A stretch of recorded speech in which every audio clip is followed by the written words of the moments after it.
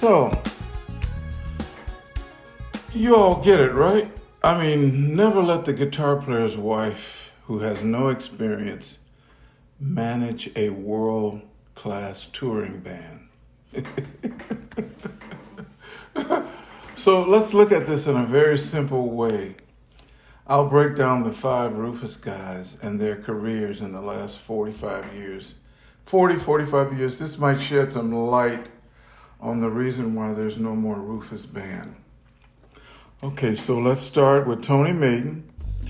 Tony Maiden became the backup guitarist once Rufus stopped touring back in the 80s, early 80s. Tony Maiden started backing up people like Paula Abdul, and he was a guitar player in her band. He was a backup guitar player in Lionel Richie's band. But he got fired from Lionel because he didn't learn the show. He didn't learn the songs. So Lionel Richie fired him. He played for Dave Koz for years, smooth jazz saxophone player. And he got fired from Dave Koz's band because his wife went in and started to try to make Tony more featured on the recording and the live shows. And they fired him.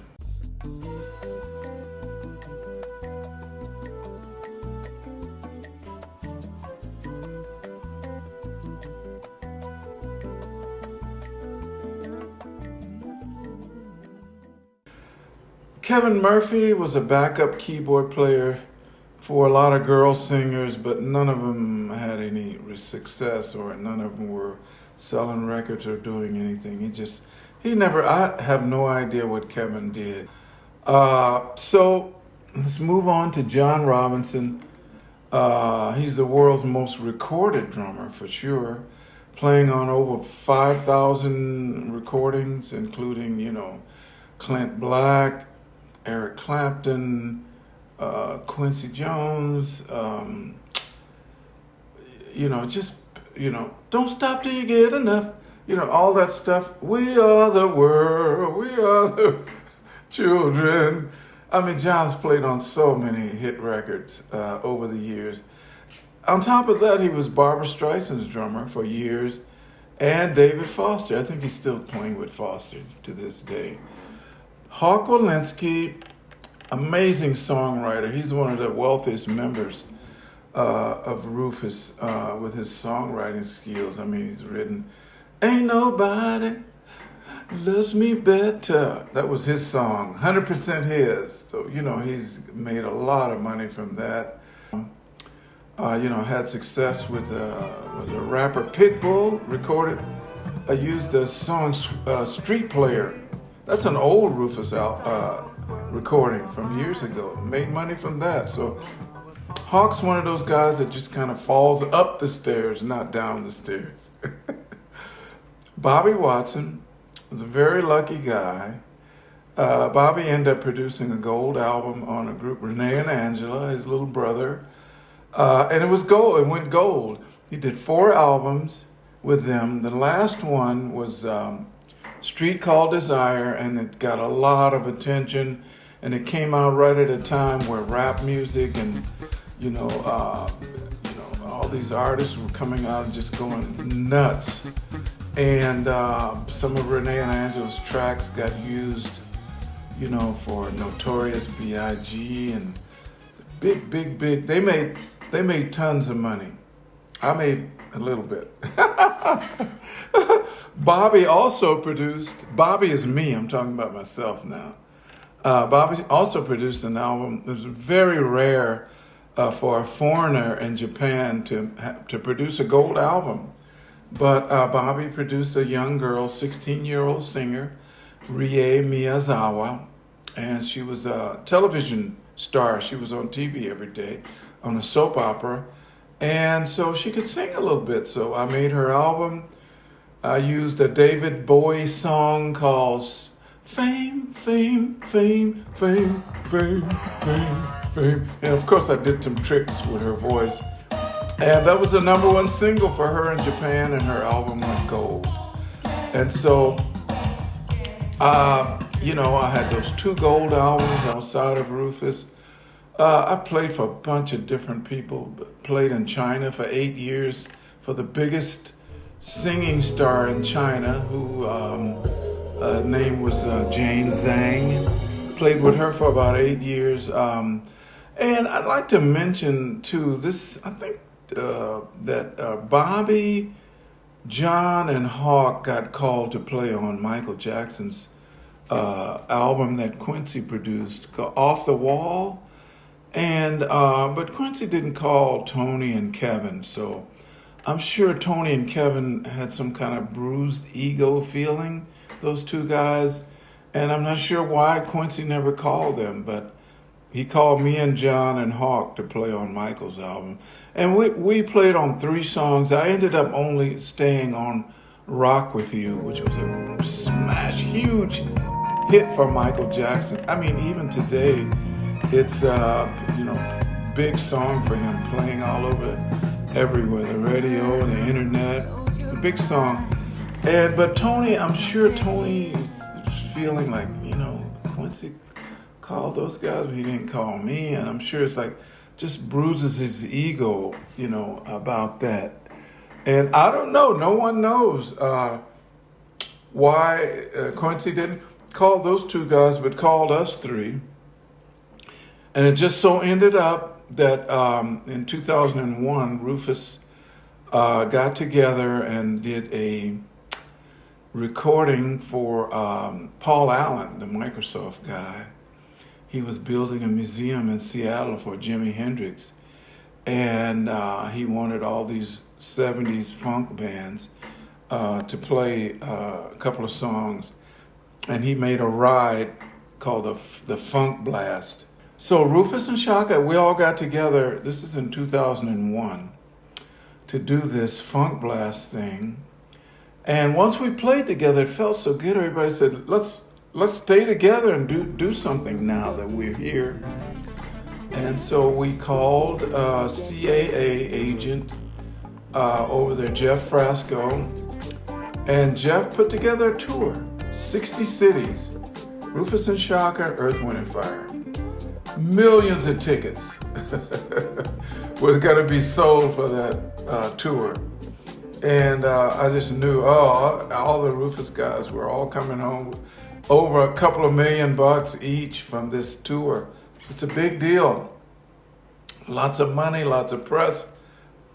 And so we rehearsed. We got together. Rufus didn't have a manager.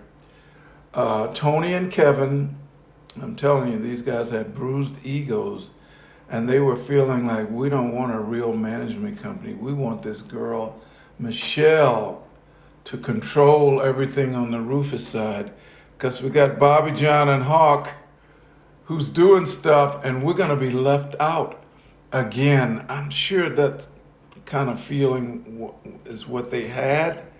And so they wanted Michelle in there on their side to kind of, but it didn't, it backfired on them because she was awful. She was a terrible business person. And the reason I say that, I don't mean to downplay her or talk bad about her, but watching Michelle, she was not the kind of person that would call you and talk straight person to person. She would throw a brick or a rock and watch to see if it hit you and if it hurt you. and if you called her back, she would never pick up the phone. So she did not confront people face to face. I just thought that was a terrible attribute to have. At the level we were at, Rufus and Shaka had hits, Tell Me Something Good, Ain't Nobody, Sweet Thing, You Got to Love, all these songs over the years that people loved. They loved to see our show. We went on tour September 1st, 2001. 10 days later, the planes hit the World Trade Center in New York. The tour stopped, ended. We drove the buses back to LA. When we got to LA, we did Universal Theater over there. We did one show there, and we did a show in Sacramento. End of tour, end of everything.